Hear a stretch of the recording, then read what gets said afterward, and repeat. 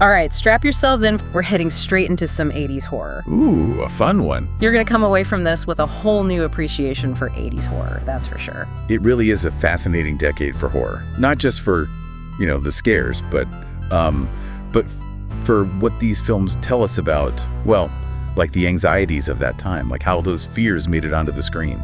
Okay, so our mission today is to uncover some really interesting and surprising facts about 80s horror. And we'll be looking at, what made those movies so effective, I guess. Yep. Everything from the rise of new technologies to how those specific subgenres evolved, and of course, why they still resonate with audiences, all these years later. Yeah, for sure.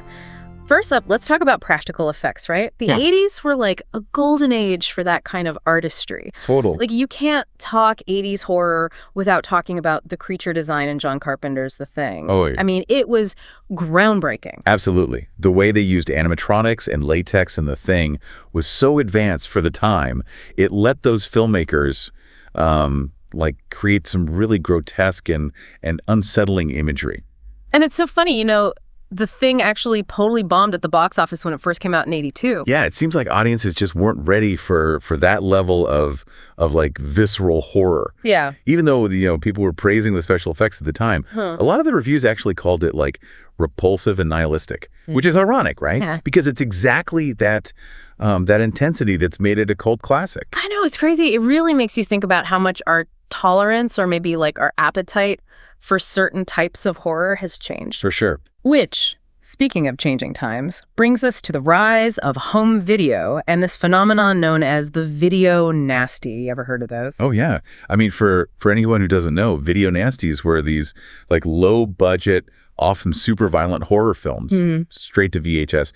They really pushed the boundaries of what was considered acceptable, especially in the UK, where there was a huge moral panic about them. Oh, absolutely. It's wild to think about now, right? I mean, VCR suddenly gave people access to content they'd never been able to see before. And then all of a sudden there's just this explosion of graphic horror playing out in everyone's living rooms. Yeah. It led to, calls for censorship, tons of debates about violence in media, even court cases. Crazy stuff.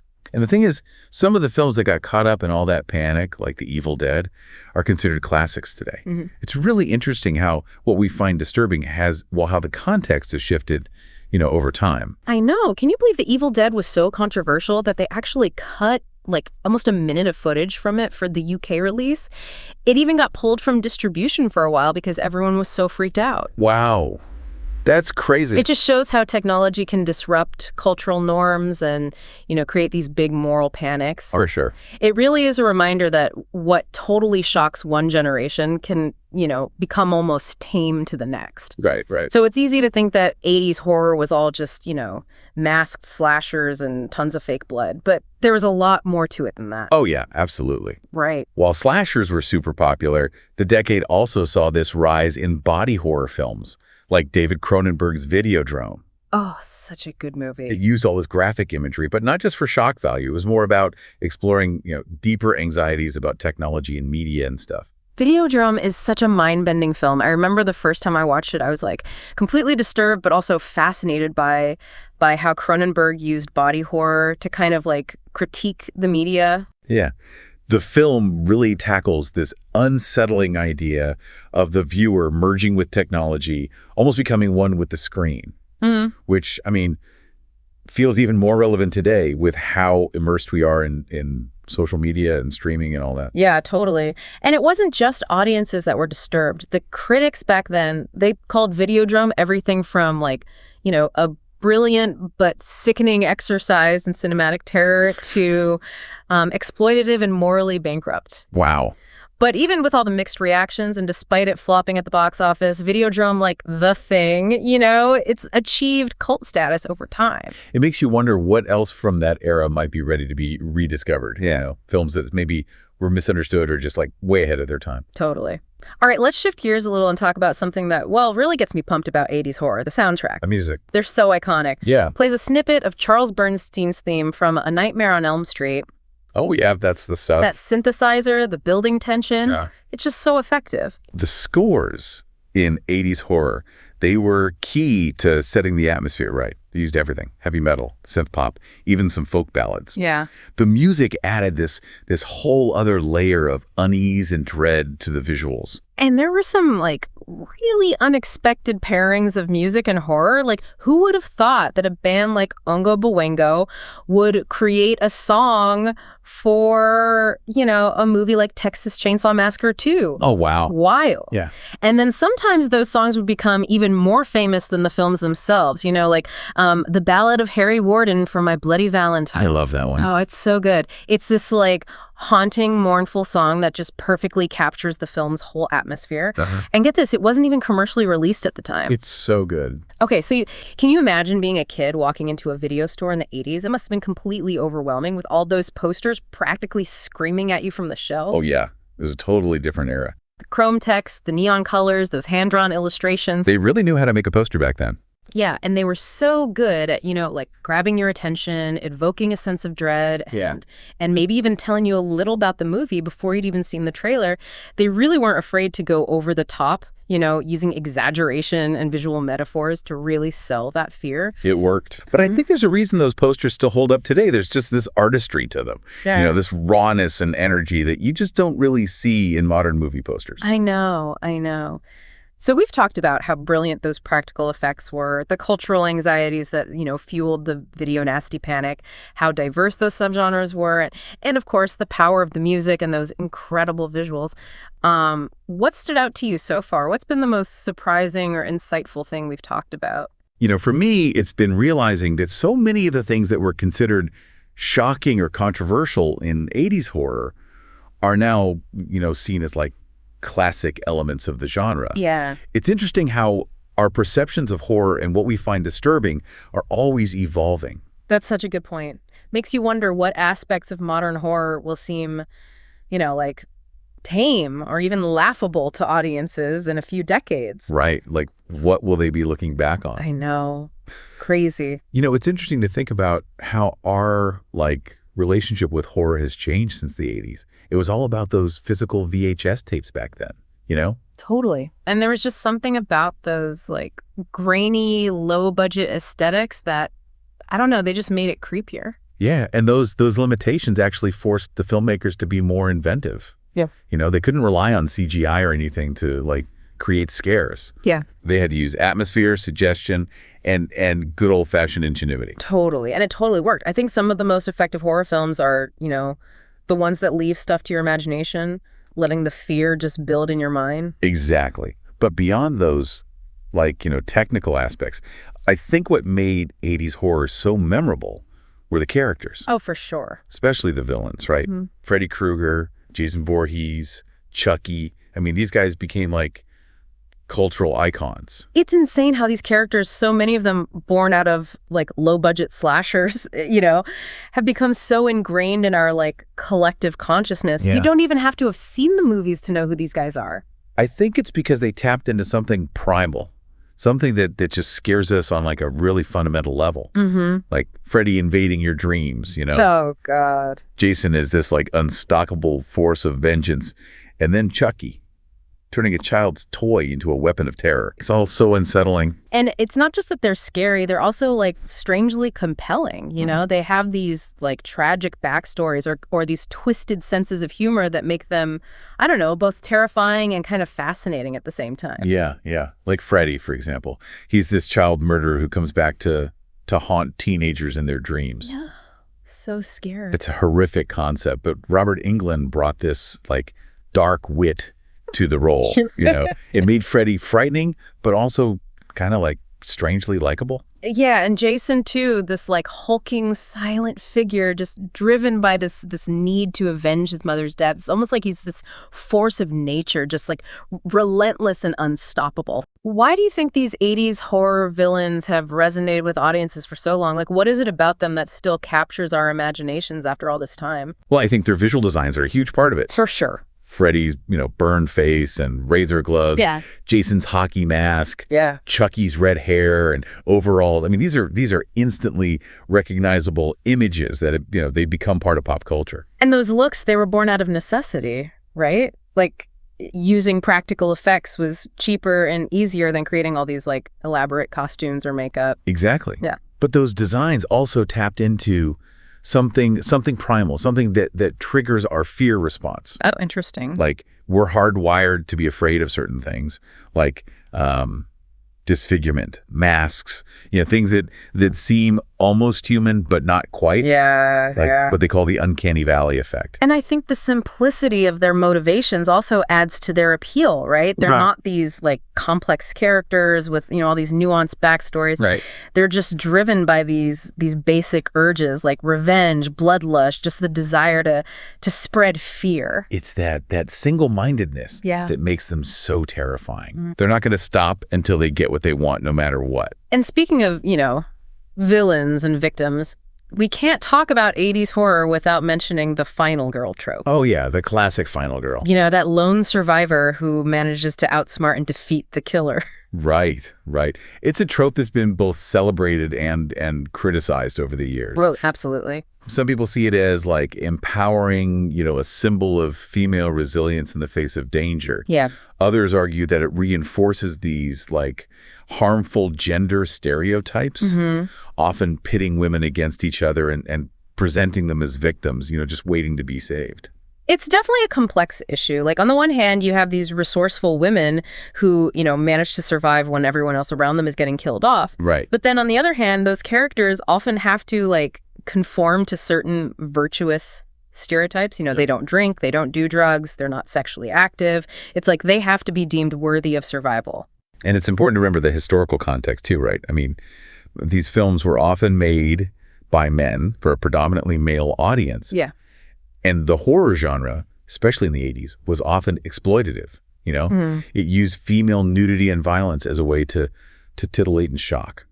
So while the final girl might have been seen as kind of like progressive in some ways back then, it's important to look back on it with a critical eye now and to acknowledge, the more problematic aspects of the trope. For sure. And I think there's been a conscious effort in recent years to update the final girl trope, for a modern audience. Yeah. To create female characters who are strong and capable without falling into those tired stereotypes. Totally. We're seeing more female characters in horror who are like complex, flawed, and ultimately human. Yeah. They're not just like surviving, They're fighting back, they're making choices, and they're often the ones like driving the whole narrative. It's a really positive development. It shows how the genre is evolving to reflect, changing societal attitudes and a desire for more nuanced representation.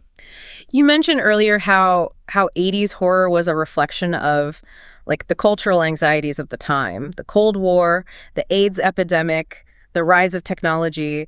All of those anxieties found their way into, the stories that were being told on screen. Absolutely. Like you had films like The Thing and Invasion of the Body Snatchers, which like played on those fears of infiltration and assimilation. Right. Those anxieties were so real during the Cold War. Right. When people were constantly on edge about the threat of communism and stuff. Yeah. And then you have those films like Videodrome and Poltergeist, which, tapped into this growing unease about the influence of mass media and technology. Right. And those anxieties are even more relevant today, right? In a world where we're like dominated by social media and the constant bombardment of information.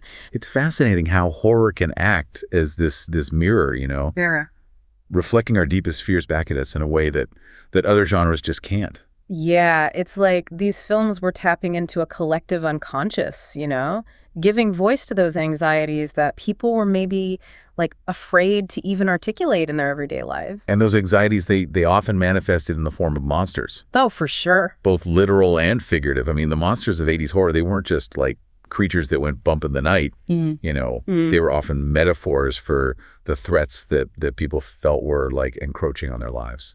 So what can we learn from the way 80s horror like reflected those anxieties? Why is it still relevant to look back at those films now and analyze them, through a modern lens? I think it reminds us that horror is, it's more than just entertainment. Yeah. It can be a powerful tool for exploring societal fears and anxieties. processing trauma and for just making sense of the world around us. And by understanding the fears of the past, we can gain a better perspective on the challenges we face today. And it also shows us that those fears, those anxieties about the unknown, they're timeless and universal. They might, manifest in different ways in different eras, but they're always there lurking beneath the surface. That's why horror continues to be such a powerful and enduring genre. Yeah. It gives us a safe space to confront our fears, to process our anxieties and to find catharsis through storytelling. Earlier, you mentioned how 80s horror, particularly the slasher genre, could be, kind of exploitative, especially in its portrayal of women. But you also said that it wasn't, entirely this monolithic entity. There were films that challenged gender stereotypes and presented more nuanced portrayals of women. Right. While it's crucial to acknowledge the problematic aspects of the genre, it's also important to recognize that there were filmmakers who were pushing boundaries and offering more progressive representations of women. Can you give us some examples of those films? Sure. The Slumber Party Massacre is a good one. Oh, yeah. It was written and directed by women, and it had this self-aware, subversive take on the slasher genre. Mm-hmm. It played with the tropes, both satirizing and subverting them. And then you have those films like Alien and The Terminator, which feature really strong, capable female protagonists that completely defy traditional gender roles. Right. Ripley and Sarah Connor are such iconic characters. They really pave the way for more complex and nuanced portrayals of women in action and horror films. So while 80s horror definitely had its share of, problematic elements, it's also important to acknowledge the films and filmmakers who were challenging the status quo and offering a different perspective. Absolutely. It's important to celebrate those films and recognize their influence on the more inclusive and nuanced horror films we see today. And it's a reminder that genres, just like societies, are constantly evolving. As our understanding of gender, race, and sexuality changes, so too does, the way those things are represented in art and entertainment. And that's a good thing, right? Yeah. It means that the genre is becoming more diverse, more inclusive, and more reflective of the world we live in. And that's what makes horror so exciting, It's a genre that's always pushing boundaries, challenging norms, and exploring the darkest corners of the human psyche. As long as we have those dark corners to explore, horror will continue to thrive. It'll keep finding new ways to frighten and fascinate us for generations to come. We've covered a lot of ground, from the technical innovations that shaped 80s horror to, those iconic villains and final girls who have become part of our cultural lexicon. But there's one more fascinating aspect I want to touch on before we wrap up. So we've talked about how 80s horror, was a reflection of the anxieties of that era. But it's interesting to think about how those films could be interpreted in today's world. I mean, what about the anxieties we have now? Social media, climate change, political polarization, the pandemic even. Whoa, yeah, that's a really interesting point. It's almost like asking, what would those fears look like if an 80s horror movie tackled them? Exactly. Imagine a creature feature where the monster is, I don't know, a manifestation of online misinformation, or a slasher film where the killer stalks victims through social media. Ooh, that's creepy. Right. Or a body horror film where the transformations are caused by, I don't know, environmental pollution, or a psychological thriller that plays on our anxieties about isolation and disconnection in this world that's supposedly hyper-connected. It's crazy to think about how those anxieties could be, translated into horror. It's always finding new ways to tap into our deepest fears, no matter what form they take. For sure. Okay, before we get too lost in all these hypothetical horror movies, I want to go back to something we talked about before. All the social commentary in 80s horror. It wasn't just about the scares, or it was about saying something about the world. Right. And it wasn't always subtle either. Some films were very, very direct in their critiques, using horror to explore social issues and challenge the status quo. Yeah, George Romero's zombie films, they're often seen as these allegories for consumerism, social breakdown, and that fear of the other.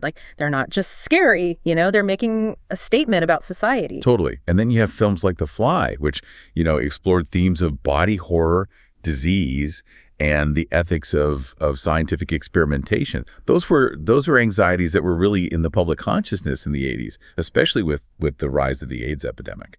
And even the slasher genre, which, a lot of people just dismiss as like mindless violence, was grappling with themes of, sexual repression, teenage rebellion, and just the anxieties of growing up in a world that felt like, increasingly dangerous and uncertain. And it's so interesting how those themes, but they still resonate today, even if the specific anxieties have, kind of shifted a bit. Yeah. We're still dealing with issues of social justice, scientific ethics, the challenges of, being a teenager, just in different ways. So do you think, like, the social commentary in those films, has it aged well? Like, does it still speak to people today, or does it just feel dated? I think it depends on the film, honestly.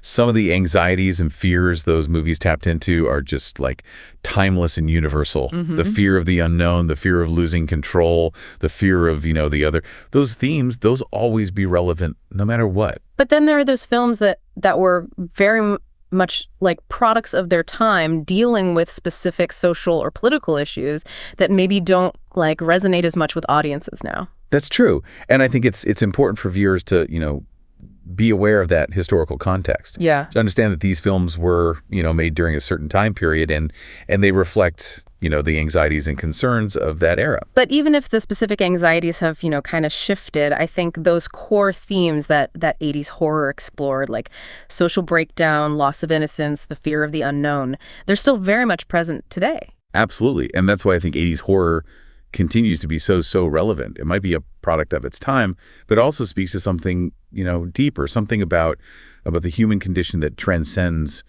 specific time periods or cultural contexts. It's like those films are a time capsule. They're capturing this specific moment in history, but they're also like, offering these insights into the fears and anxieties that continue to shape our world. That's the beauty of horror, isn't it? It can be a powerful tool for exploring those societal anxieties, challenging the status quo, and just sparking really important conversations. Well, I think we've definitely covered a lot. We've explored the technical innovations, those iconic characters, the social commentary, those enduring themes.